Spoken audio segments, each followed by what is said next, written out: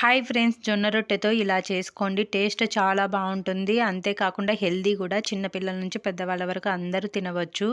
So దీనికోసం first ముందు రోజు చేసిన జొన్న రొట్టెలను చిన్న చిన్న పీసెస్ లాగా కట్ చేసుకొని ఒక బౌల్లోకి వేసుకోవాలి.